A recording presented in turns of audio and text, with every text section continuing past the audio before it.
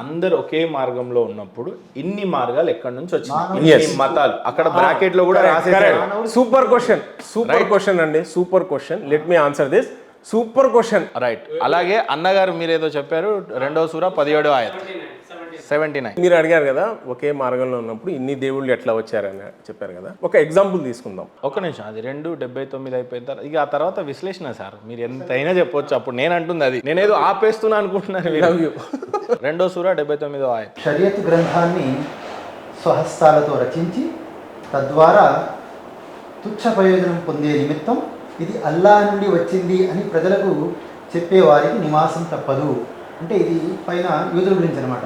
యూదులు ఏం చేసేవారంటే తప్పుడు గ్రంథాన్ని రచించి ఇది అల్లా నుంచే వచ్చింది అని చెప్పేసి మార్గభ్రష్టులను చేసే ఇది. రైట్. ఇప్పుడు మధ్యలో అనేక గ్రంథాలు వచ్చాయి, కానీ మోసెస్కి వచ్చినటువంటిది ఏంది అనేది ఖురాన్ చెప్తుంది. మీరు చప్పట్లు కొట్టి సంకల్ప బాదుకోవడం ఏముంది అక్కడ? దాంట్లో ఉంది కదా వాళ్ళు రాశారని. ఏదొచ్చింది? ఇబ్రాహింకి ఏమొచ్చింది? వాళ్ళు బెనిఫిట్ కోసం, డబ్బుల కోసము వాళ్ళు రాసి దేవుడు రాశారని చెప్పారు గురించి చెప్పింది సార్. కానీ ఈసాకి మోసెస్కి వచ్చింది ఏ గ్రంథమో అక్కడ అథెంటికేషన్ ఉంది. మార్గభ్రష్టులు మీ మనసుకు అర్థమైంది, మీ మనసును అడగండి. నాకు చెప్పే అవసరం లేదు సార్, మీ మనసును అడగండి. మీరు ఎవరిని మోసం చేసుకోలేరు, మిమ్మల్ని మీరు మోసం చేసుకోలేరు. ఆ దేవుడికి తెలుసు, మీ మనసుకు తెలుసు. ఆ దేవుడికి తెలుసు. ఒక పొద్దులోనా నేను మీకు చెప్తున్నాను చూడండి, దేవుడికి తెలుసు, మీ మనసుకు తెలుసు. నేనేమంటున్నా, పుస్తకాలు వచ్చాయి, మేము దానికి ఖురాన్ ఎట్లా, మేము ఖురాన్ నేను చెప్తుంది అదే సార్. ఖురాన్ మేము ఎట్లా, పండితులు పాస్టర్లు వాళ్ళ ఇష్టానికి కొన్ని గ్రంథాలు రాసి అది దేవుడి నుంచే వచ్చింది అని చెప్పేసి మోసం చేసి వాళ్ళ జేబులు నింపుకున్నారు. ఈ రోజు కూడా అదే జరుగుతుంది. మీరు హోమం చేయండి మీకు ఇది అయిపోతుంది. వాళ్ళకు కూడా నేను చెప్తున్నా, అట్లా స్వలాభాల కోసము ముస్లిమ్స్ అయినా చేస్తున్నారు. ఇప్పుడు కరెక్ట్. క్రిస్టియన్లు అయినా ఏం చెప్తున్నారు? ఇప్పుడు క్యాన్సర్ తగ్గిపోతుంది, దేవుడు నామంలో మీకు క్యాన్సర్లు తగ్గిపోవును గాక అని అంటాడు. ఆడ పొద్దున వచ్చి అబద్ధపు స్టోరీలు చెప్తా ఉండే సాక్ష్యంలు కూడా వింటా వేరే వాళ్ళ. కాకపోతే ఈసా, మోసెస్ వీళ్ళందరికీ ఆథెంటిక్ గా ఏ గ్రంథాలు వచ్చినాయి అనేది ఖురానే చెప్తుంది. దానికి మీరు నేనేమి అబద్ధంగా చెప్పాల్సిన అవసరం లేదు. అది వాస్తవమే, అది వాస్తవం. నేను కూడా బిలీవ్ చేశాను. బట్ దీంట్లో ఒక కరెక్షన్, ఖురాన్లో ఎవ్వరు చేంజ్ చేయలేరు అని నేను నమ్ముతున్నాను సార్. ప్రళయ దినం వరకు చేయరు, ఎవ్వరు చేయలేరు కూడా. ఇప్పుడు నాకు 2 ఆన్సర్లు చాలా స్పష్టంగా ఇవ్వండి. ఇందాక నుంచి నేను సూర ఆయతులు మీకు ఇచ్చినటువంటి రిఫరెన్స్ వేరే పుస్తకాల నుంచా, ఖురాన్ నుండా? ఖురాన్ నుంచే. నేను ఇచ్చినటువంటి సూర ఆయతులకు అర్థాలు ఏంటి? పూర్వపు గ్రంథాలు విశ్వసించమని, పూర్వపు ప్రవక్తలని విశ్వసించు. ఒరిజినల్. రైట్. ఒరిజినల్లలో అక్కడ పేర్లు అనేకంగా మారి ఉన్నాయి, దేవుడి పేర్లు. అలాగే ఖురాన్లో కూడా ఇన్ని పిలుపులని ఉన్నాయి ఆల్రెడీ. కరుణామయుడు అని ఉంది, అదని ఉంది, ఇదని ఉంది. పిలుపులు వేరు, పేరు వేరు అనేది నా ఉద్దేశం. ఇఫ్ ఇట్ ఈస్ దేర్, ఆ పుస్తకాల్లో కూడా దేవుడి పేరు వేరే వేరే ఉన్నాయి. మరి యెహోవా అని ఒక చోట ఉంది. అనుకోవడం వేరు అండి, అనుకోవడం వేరు. కానీ మళ్ళీ మీరు తప్పుగా పెట్టొద్దు. అక్కడ బైబుల్ని విశ్వసించమని ఖురానే చెప్తున్నప్పుడు యెహోవాని మీరు దేవుడు అని నమ్ముతారా? మేము విశ్వసిస్తున్నాము బైబుల్ని. విశ్వసించని ముస్లిమే కాదు, అంగీకరిస్తున్నారా లేదా? నేను మళ్ళా కల్మా చదువుకోవాలా? ఒకవేళ నేను విశ్వసించకపోతే బైబుల్ని, తౌరాని, జబూర్ని నేను మళ్ళా కల్మా చదవాల్సి వస్తుంది. మళ్ళీ దేవుడి పేరు మీరు అల్లాహ్ ఇక్కడ చెప్పేస్తున్నారు, బైబుల్ని నేను చెప్పాను. జర్మనీ యెహోవా అని ఉంది, మరి దేవుడి పేరు సార్ అది ఒరిజినల్ కాదు కదా సార్. ఒరిజినల్ బైబుల్ ఎక్కడుంది? లేదు కదా. ఇప్పుడు మనిషిలో అందరిలో ఒరిజినల్ ఖురాన్ ఉంది, ఖురాన్ ఒక్కటే ఉందండి. ఇదే ఇదే ఇదే వితండవాదం. ఇది ఎట్లా అక్కడ కూడా ఉంది సార్? లేదు సార్. ఒరిజినల్ సార్ మీరు చెప్పండి, ఒరిజినల్ తౌరాత్ ఉందా? ఈ రోజు నా దేవుడే గ్రంథం, నా ఒరిజినల్ తౌరాత్ ఉందా? దేవుడు ఒరిజినల్ బైబుల్ ఉందా? మీరు చెప్పండి. నేనే, మా గురువు గారు చెప్తారు. ఖురాన్ ఉన్నప్పుడు ఒరిజినల్ బైబుల్ ఉన్నట్టే. లేదండి. ఇప్పుడు దీంట్లో ఇప్పుడు ఇది బైబుల్లో ఇది కూడా నేను ఆడియన్స్ మీద వదిలేస్తాను. నేను ఒక పాయింట్. ఇప్పుడు బైబుల్లో అవదలుచుకోలేదు సార్, వినండి. బైబుల్లో ఏముందంటే గాస్పెల్ ఆఫ్ మార్క్ లో, గాస్పెల్ ఆఫ్ ఏదో చెప్పాలని ఒక్క నిమిషం, let me come. Gospel of Mark chapter 16 verse number 17, 18 లో ఏముందంటే, నిజమైన క్రిస్టియన్ అయితే అతను పాయిజన్ తాగినా చనిపోడు అని ఉంది. నిజమైన వాడు అసలు ఉంటే నిజం ఇమ్మిడు, ఇది ఫాల్సిఫికేషన్ టెస్ట్ అంటారు. ఏదో చెప్పండి. ఇప్పుడు చూడండి, ఇప్పుడు రాసుకుంటారు కరెక్ట్. ఇప్పుడు gospel of Mark, MARK, Mark chapter 16 verse number 17 to 18 చదవండి. మీరు చదవండి సార్. మీరు ఎవరి ఇన్నోవేషన్ కి వాళ్ళే బాధ్యులు. And the science will accompany those లేదు who ఫస్ట్ చదవండి in మీరు ఏం చదువుతున్నారో in my చెప్పండి. name- బైబిల్లో ఉన్న బైబిల్- మార్కు సువార్త 16వ వచనం నుంచి 17వ 17 వరకు వరకు చదువుతున్నారు. ఆ. అక్కడ చదవండి ఇంగ్లీష్ ఏముందో. they will speak in new tongues. ఇక్కడ ఫుల్ లేదు ఇక్కడ. అక్కడ అన్య భాషల గురించి ఉంది. మార్కు 16-17లో అన్య భాషలు అని అంటే దేవుడి యొక్క ఉండండి ఒక్క నిమిషం ఉండండి. 10 కమాండ్మెంట్లో అది కూడా ఉండండి సార్, నేను చూపిస్తాను మీకు, ఉండండి. దేవుడి నుంచి స్వస్థత ఇది మీరు భాషలు ఉన్నాయి. ఇది మీరు గూగుల్ ద్వారా చెప్పారు కదా, మీ ల్యాప్టాప్ కూడా అదే చెప్తుంది కదా. నేను చెప్తాను కదా, మీకు చూపిస్తాను కదా. మీరు ఖురాన్ తెలియదు, బైబిల్ తెలియదు, ల్యాప్టాప్ లో ఉందన్నారు, నేను దాంట్లోనే కొట్టాను. ఇది చదవండి సార్, ఇది ఫుల్ ఉంది, ఇది ఫుల్ ఉంది, చదవండి, ఇది చదవండి, మీరే చదవండి, మీ ఇన్నోవేషన్ కి మీరే బాధ్యులు. అంటే మీరు నాకు ఇచ్చినప్పుడు సార్ మీరు చదవండి సార్, రిఫరెన్స్ ఎవరు ఇస్తారో వాళ్ళే చదవాలి. సరే వినండి, నేను వేరేగా చదువుతాను కావచ్చు, మళ్ళీ మీరు ఫీల్ అవుతారు. అందుకు ఇప్పుడు and if they drink any deadly thing it will not harm them. ఇది మార్కులో ఏదైనా విషయం అంటున్నారా, ఏమంటున్నారా, నేపథ్యం వేరు. డెడ్లీ థింగ్ అంటే దేవుణ్ణి నమ్ముకున్నటువంటి పరీక్షా కాలంలో వాళ్ళు నా మీద నమ్మకం ఉంచి ఏది తాగినా వాళ్ళకి ఏమీ కాదు, ఏ హాని జరగదని ఉంది. సరే, ఇప్పుడు ఇట్లా ఉన్నప్పుడు ఒకరు ఎవరైనా నిజమైన ఉంటే తాగి చూపించండి కదా. అవును, ఈ రోజులలో అది లేవు. అంటే నమ్మే వాళ్ళు లేరా? అయితే వినండి, నేను చెప్పేది, అల్లాని మీరు విశ్వసిస్తున్నారు అయితే మీరు 12వ ఫ్లోర్ నుంచి దూకి సావండి. నిజంగా దేవుడు ఉంటే అట్లా ఖురాన్లో లేదు, అట్లా ఖురాన్లో లేదు. మరి అదే నేను ఫ్లోర్ దూకుమని ఖురాన్లో లేదు, ఇక్కడ ఉంది కాబట్టి మేము మిమ్మల్ని అడుగుతాం. అప్పట్లో మోజెస్తో డైరెక్ట్ గా దేవుడు మాట్లాడే నేపథ్యాలు వేరు, రాజులతో మాట్లాడే నేపథ్యాలు వేరు, అనేక విషయాలలో పరిశుద్ధాత్మ వచ్చి మాట్లాడింది వేరు. మీరు ఇందాకనే గ్రాబ్రియల్, జీబ్రియల్ అనేక దైవదూతలను కూడా నమ్మాలి అని మీరే చెప్పారు. ఆ కాంట్రడిక్షన్ని పూర్తిగా చదవండి. నేను అంటుంది అది. పోనీ మీ దగ్గర ఒరిజినల్గా చేతిలో ఏదైనా బైబుల్ ఉండుంటే నేను చదివించాను. మీరు గూగుల్లో తీసి ఇచ్చారు, నేను కూడా గూగుల్లో తీసి ఇచ్చాను. అది మీ నేనేం ఇటువంటి నేనేం మీకు సపరేట్ ఏం చూపించలేదు. ఓకే, ఇది ఇప్పుడు మీ ముంగటనే కొట్టినటువంటి దాంట్లో నాకు ఒకటి వచ్చింది, మీకు ఒకటి వచ్చింది కాబట్టి చాలా నేను దాన్ని దాంట్లో హాఫ్ వచ్చింది, దీంట్లో ఫుల్ వచ్చింది. ఏదైనా దాంట్లో ఇంకా నొక్కితే అవి కూడా వస్తాయి. ఓకే, ఇప్పుడు ఇక్కడ ఏమని ఉందంటే you can read this verse in the Bible at bible.com and Bible gateway అని ఉంది. పాపం ఆయన బాధ ఇచ్చాడు. In this verse Jesus describes signs that will accompany those who believe in him. దేవుళ్ళలో ఎవరైతే విశ్వసిస్తారో this sign includes casting out demons. ఇందాక మీరు అన్నారు చూడు, క్యాన్సర్ తీస్తారు, పారాలిసిస్ తీస్తారు, వాళ్ళ గురించి చెప్తున్నారు. అది కూడా కరెక్టే చెప్పింది, ఇది కూడా కరెక్టే. దాని కింద చదవండి. బైబుల్ని అనుసరించే వాళ్ళకి కొన్ని వరాలు ఉన్నాయి, మీకు కూడా ఉన్నాయి. ఇప్పుడు మీరు బోధిస్తూ ఉన్నారు ఖురాన్ని, గురుగారు బోధిస్తూ ఉన్నారు, ఆయనకు వరం ఉంది కాబట్టి బోధిస్తున్నాడు. అదే ఖురాన్ కూడా చెప్తుంది. మీకు ఆ వరం ఉండేదేమో చెప్పండి సార్, చదవగలరు సార్. అక్కడ ఉండే చెప్పండి, అక్కడ ఉండే చెప్పండి సార్. నేను ఏమంటున్నా, నేను చిన్నది ఓపిక వినండి, మంచిగా మీకు తెలుస్తుందేమో నా ఉద్దేశం, చూసే వాళ్ళకి కూడా అర్థమవుతుంది. హోల్ పాయింట్ ఇక్కడ ఏమంటే పాయింట్ ఏంటంటే ప్రేక్షకులు వదిలిపెడతాము. వినండి, మీరు ఏమన్నారంటే ఖురాన్ ఏం చెప్పిందంటే మీరు ఏమన్నారంటే ప్రవక్తలను నమ్మండి, డోంట్ మిస్లీడ్ గ్రంథాలను డోంట్ మిస్లీడ్. ఇప్పుడు బైబిల్లో ఉన్నది what you have said is no see what you have said is ఖురాన్లో రాస్తుంది బైబుల్ ఇతర గ్రంథాలని మీరు నమ్మాలి అని. కరెక్టా? మీరు ఇదే చెప్పారు. నేనేమన్నాను ఎస్ మేము నమ్ముతాము, కానీ అవి ఇప్పుడు ఒరిజినల్ షేప్ లో లేవండి, దాంట్లో చాలా మిక్స్ అయిపోయినాయి, ఎర్రర్స్ ఉన్నాయి.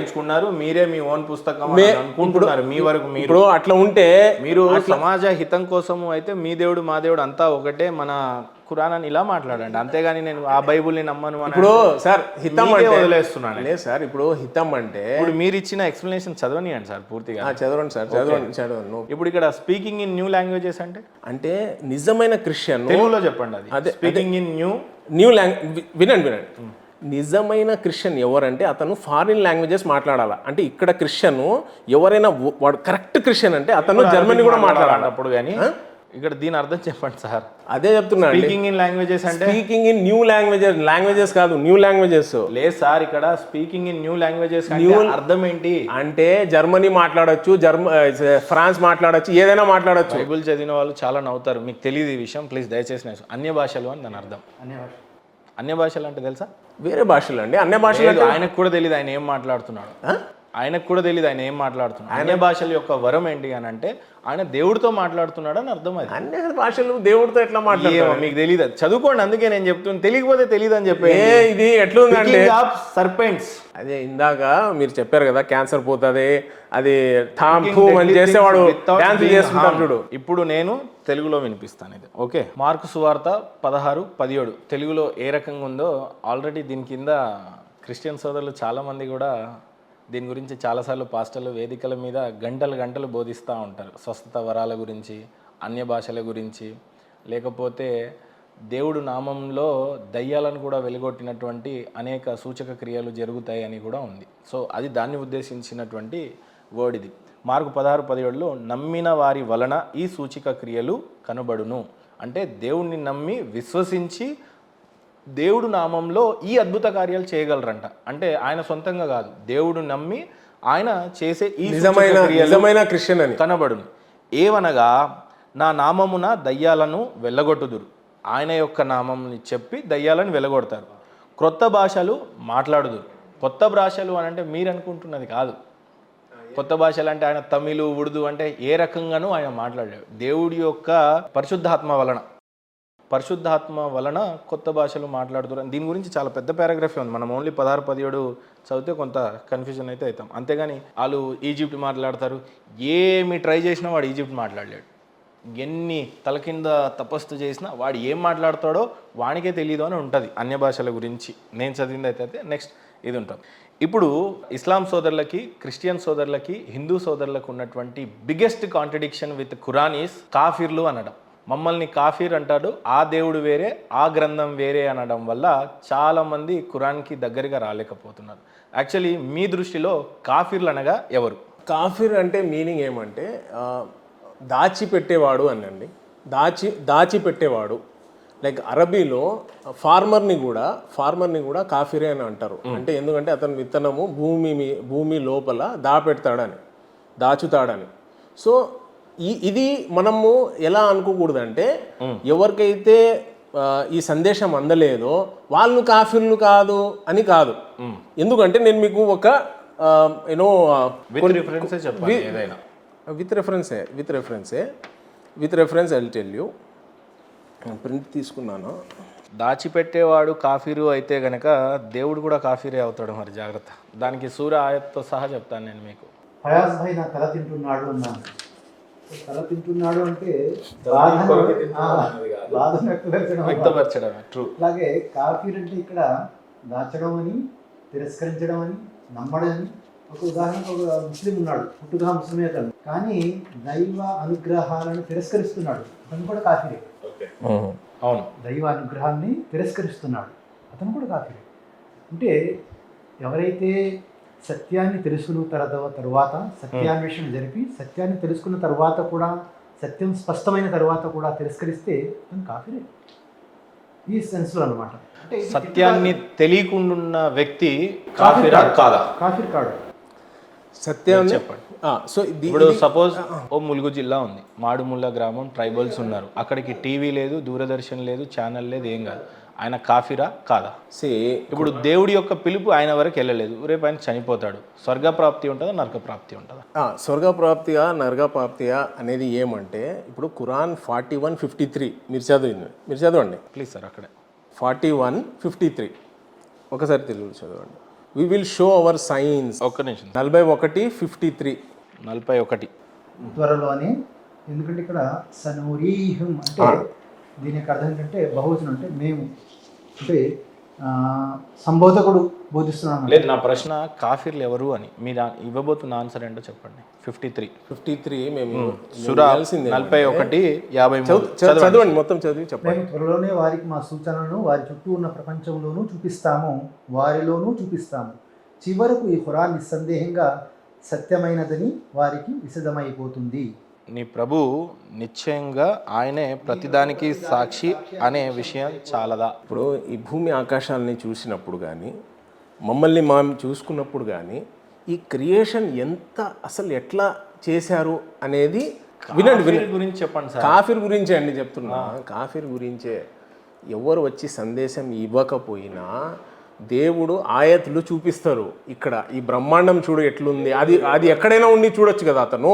ఆయన కాఫీర్ అవ్వడు. వినండి లెట్ మీ కంప్లీట్. దేహం ఎల్లని వాడు కాఫీర్. ఆయన కాఫీర్ కాని వాడిని కాఫీర్ అని మీరు చెప్పదలుచుకుంటే మీరు కూడా నరకప్రాప్తియే. మరి ఖురాన్ అది చెప్తుంది, అది ఆలోచించి చెప్పండి ఆన్సర్. ఆలోచించి చెప్తున్నామండి. ఇప్పుడు టూ విషయాలు. ఒకటి మా దాంట్లోనే నఫ్స్ అని ఉందా, నఫ్సు ఏది మంచి అని చెప్తే అతను మంచిగా చేసి ఉంటే మంచిగా ఉంటాడు, ఓకే. ఏది చెడు అంటే దాంతో ఆపిపోతే ఓకే, దాన్ని బట్టి అతనికి డిస్కషన్ అనేది ఉంటుంది. జస్ట్ ఆన్సరు కాఫీర్ చుట్టే మాట్లాడండి, ఇంకేమొద్దు. ఎవరు కాఫీర్లు కాదు, ఆథెంటిక్గా ఏమన్నా ఉంటే చూపి పాయింట్ 1, పాయింట్ 2, పాయింట్ 3 అని ఇలా చెప్పండి. ఇందాక నేను ప్రవక్తల గురించి, తర్వాత ఆయతులు సూరాలలో ఏ బైబుల్ ఏ ఖురాన్ని ఏ పూర్వపు గ్రంథాలను పూర్వ ప్రవక్తలనని చెప్పాను. ఖురాన్ 50 సూరా 6వ ఆయత్లో have they not look at the sky above how we build it. వారు తమ మీద ఉన్న ఆకాశం వైపునకు చూడటం లేదా ఏమిటి? మేము దానిని ఏ విధంగా నిర్మించి అలంకరించామో మరియు దానిని ఎలాంటి చీలికలు పగుళ్ళు లేవు. ఏమవుతుందంటే నేను చెప్తాను. అబ్రహం ఉన్నారు కదా, ఫస్ట్ మా ప్రేక్షకులు ఏమర్థం కావాలంటే, ప్రాఫిట్ అబ్రహం, ఇబ్రాహీం ఏమంటాం. ఆది అంటారు మేము, ఆది అంటే ఆదం నుంచి అని. ఆది నుంచి వాళ్ళు యాడమ్ అంటారు, మేము ఆదం అంటాం. వాళ్ళు వచ్చేసి నూహు అంటాం, వాళ్ళు నోవా అంటారు, మేము నూహు అంటాం. వాళ్ళు మోజస్ అంటారు, మేము మూసా అంటాం. వాళ్ళు డేవిడ్ అంటారు, మేము దావూద్ అంటాం. వాళ్ళు సోలమాన్ అంటారు, మేము సులేమాన్ అంటాం. వాళ్ళు రెండు అంటే నేనేమంటున్నా, ఈ ఆల్ రిలీజియన్స్ నమ్మలేదు మరి బైబిల్లో ఎందుకు మీరు వినండి. ఇబ్రాహీం అలైహిస్సలాం అంటే అబ్రహం వారు ఇంకా ఆయన దగ్గర ప్రవక్త అని రాలేదు, దేవదూత నువ్వు ప్రవక్తవి నువ్వు ఇది అని. ఆయన ఒకరోజు ఆలోచిస్తూ రాత్రి వేళ చూసి ఆకాశంలో ఈ చంద్రుడు ఎంత బాగున్నాడు, ఈ చంద్రుడు దేవుడేమో అంటాడు. కాసేపటికి ఆ చంద్రుడు మాయమైపోతాడు. మాయమైపోయాడు, దేవుడు ఎట్లా అవుతాడు అంటాడు. కాసేపటికి నక్షత్రాలను చూస్తాడు, ఎట్లా మెరుస్తున్నాయి, ఈ నక్షత్రం ఏమో దేవుడేమో అంటాడు. పొద్దున్నయ్యేసరికి అది కూడా కనపడకపోతుంది. సో మళ్ళీ సూర్యుడు వస్తే ఇమ్మీడియట్గా ఇంత వెళ్తున్నాడు సూర్యుడేమో అంటాడు. బట్ ఈవినింగ్ అయ్యే పాటికి అది కూడా సన్సెట్ అయిపోతే అంటాడు. ఇవన్నీ సృష్టించిన వాడే దేవుడు.